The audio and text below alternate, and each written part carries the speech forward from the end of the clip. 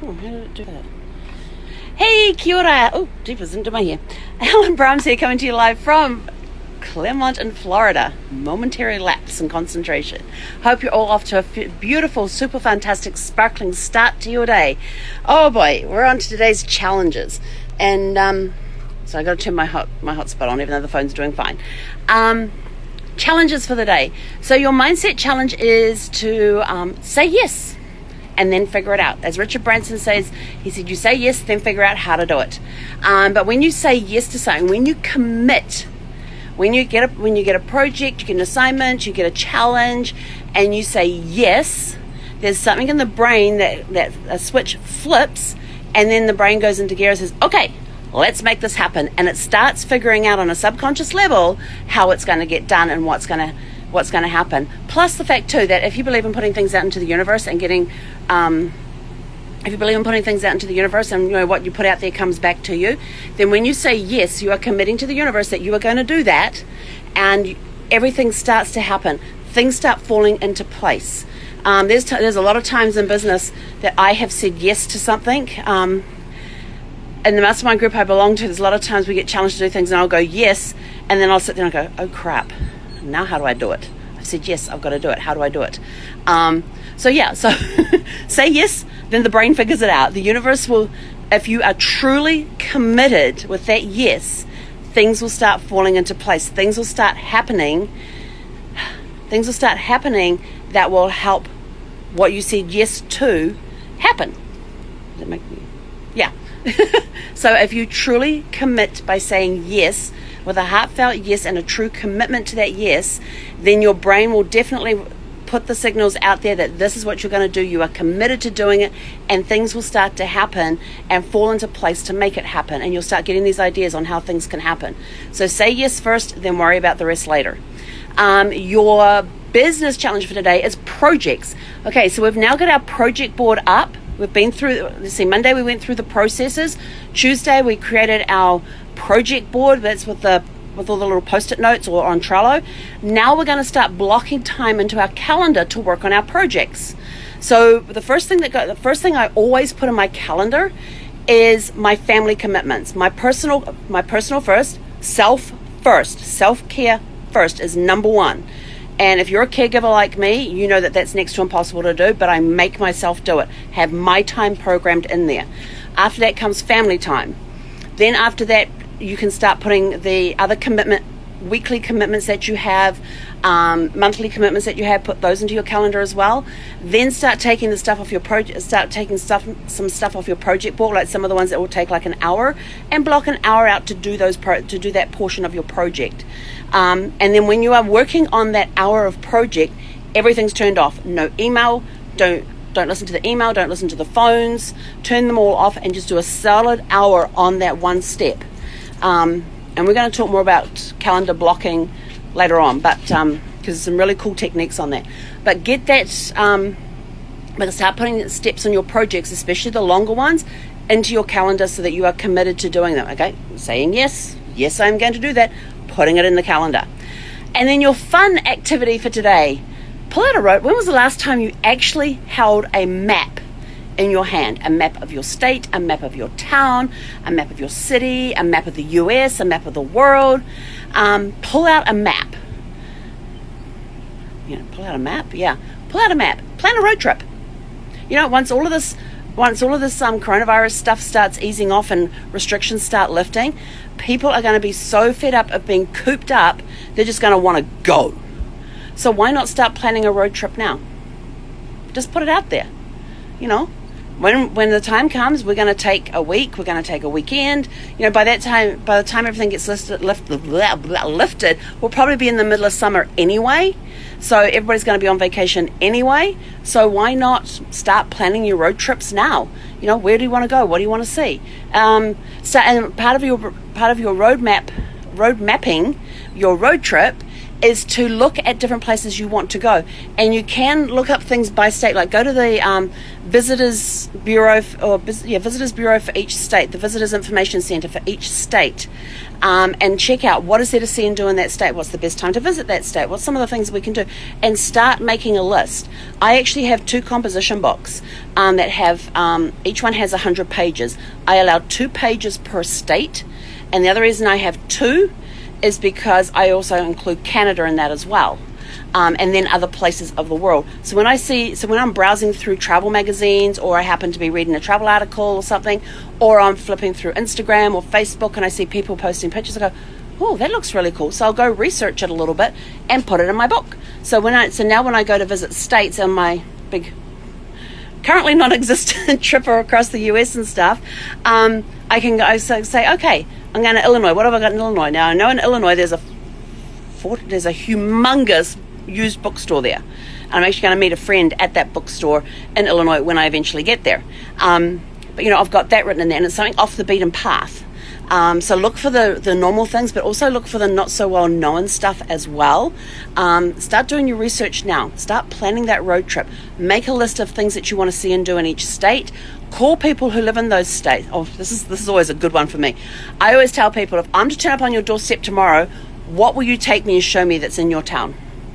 I didn't really do that in El Paso, but I had a friend in El Paso who came and picked me up from the RV, and we went all around. We went onto, what's the name of the fort there? They have an army base there, and she was able to take me on the army base and tour me around that. That thing was like a city within the city.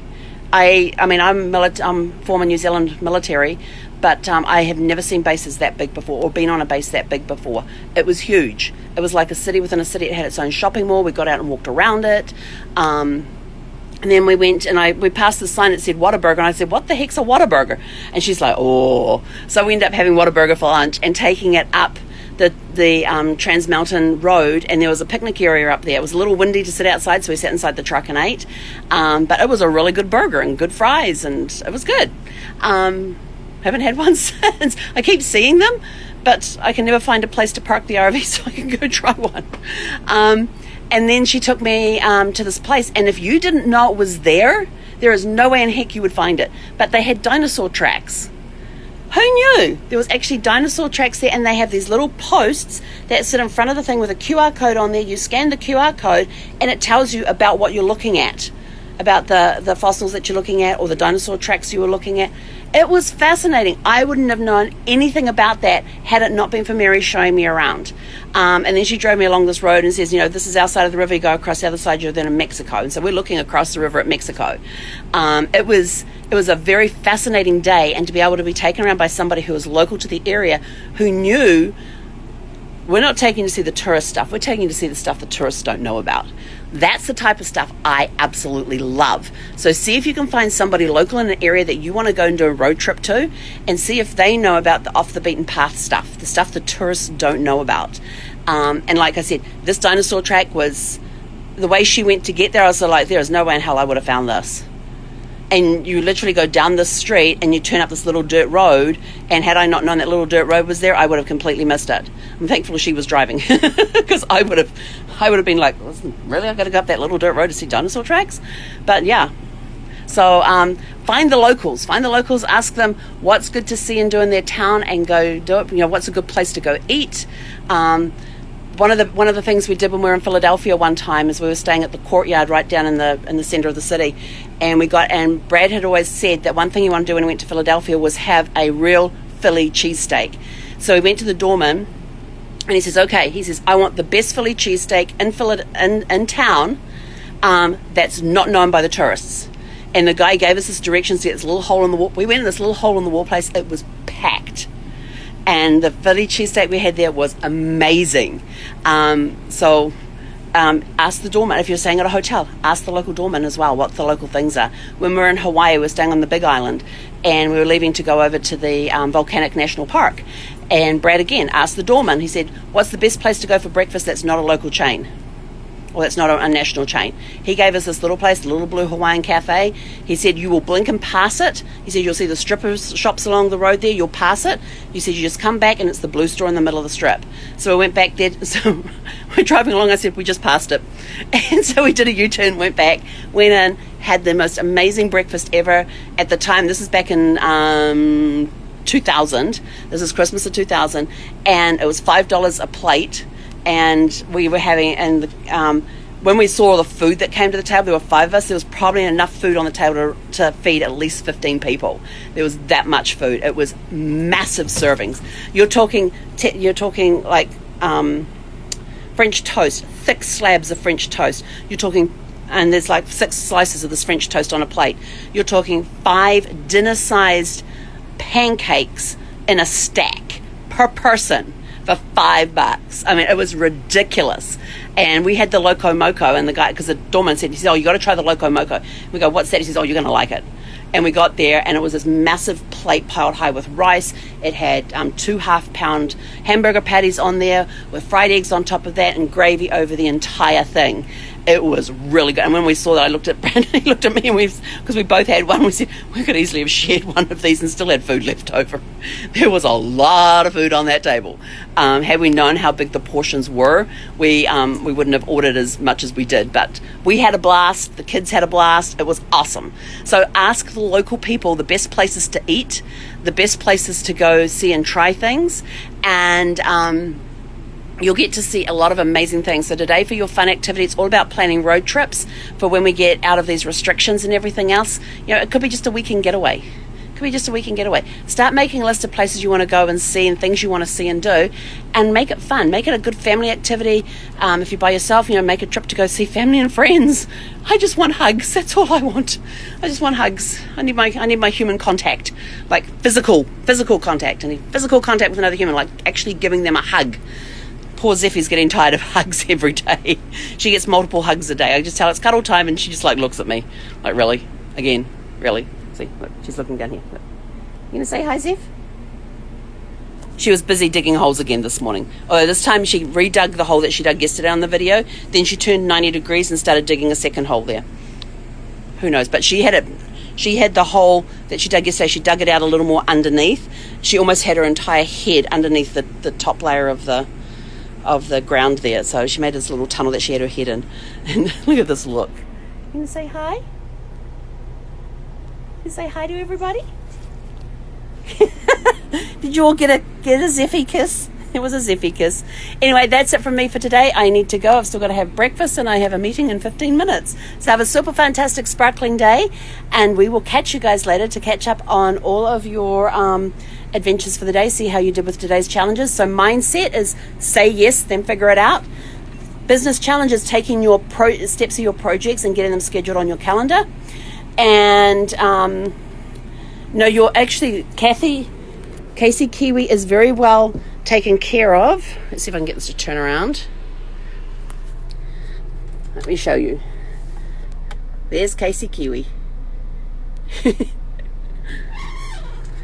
We've got to keep him away from Zeffie, because Zeffie's took a liking to him and kind of picked him up and walked away with him one day, and I said, yeah, no, not happening. So challenges, mindset, say yes and figure it out. Business challenges, taking some of the longest steps that you put onto the post-it notes or on the Trello yesterday, getting them scheduled in your calendar so you have an hour dedicated time for them. And your fun challenge today is plan a road trip for when all the restrictions are lifted. Put down places you want to go and see. Contact people who live in that live in those areas for the best things to come and see and do in the areas that the locals know about but the tourists don't. Anyway, that's it from me. Have a super fantastic sparkling day. We will catch you guys this evening. He konera.